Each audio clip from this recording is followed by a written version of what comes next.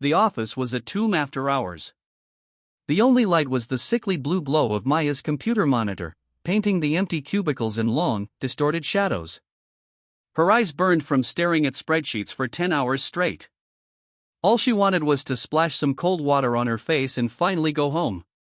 The journey to the restroom on the 13th floor felt longer than usual. The motion-activated lights flickered on with a hesitant buzz, illuminating a stretch of hallway, then clicked off behind her, plunging it back into darkness. It was a cheap energy-saving measure, but tonight it felt like a predator hurting its prey. She pushed open the heavy restroom door. It was unnervingly cold inside, the air stale and smelling of old bleach and something else, something metallic.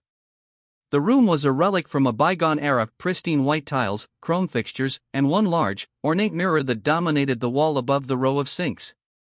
Maya turned on the tap, the water's roar deafening in the silence. She cupped her hands under the icy stream and pressed them to her face. It was then she noticed it. A faint, rust-colored smear near the drain. Probably just rust from the pipes, she told herself, but her heart began to beat a little faster. As she looked up into the mirror, her reflection seemed off. The lights above the mirror flickered once, and for a fraction of a second, her reflection was a half-second behind her. A laggy mirror? Impossible. A memory surfaced. A story whispered by the intern on his last day, his face pale. They say this restroom is cursed. Never, ever say her name in here. They cleaned out the last woman who did. He'd been laughed out of the office. Maya had laughed too.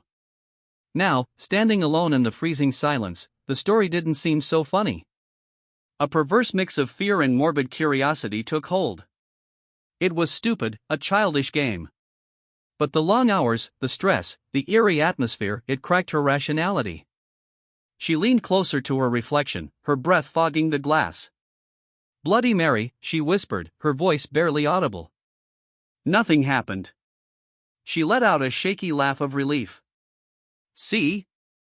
Just as stupid. The lights died. Not a flicker. A total, suffocating blackout.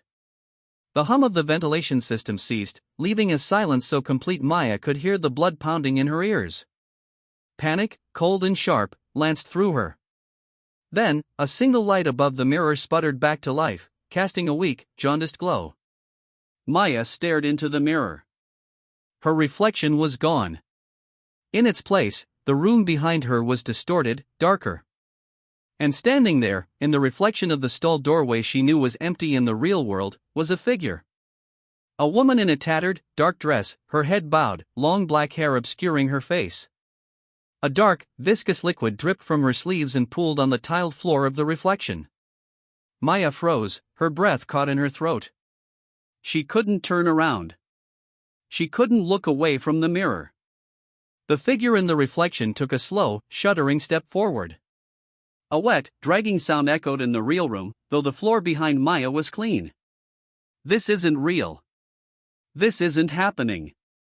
The figure's head began to tilt up. Maya's eyes widened in terror.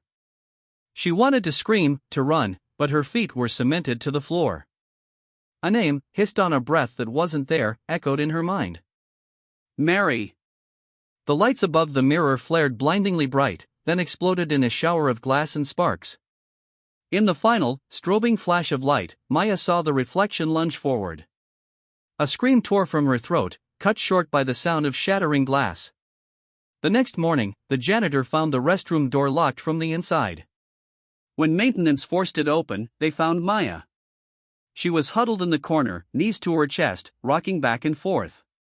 She wouldn't speak, wouldn't look up. She just stared at her own trembling hands. The large mirror above the sinks was utterly destroyed, as if something had exploded outward from within it. Shards of glass littered the floor. But one large, jagged piece remained in the frame. And etched into its surface, as if scratched by a frantic, desperate fingernail, were two words, over and over again, a silent scream frozen in glass. I'm sorry. I'm sorry. I'm sorry.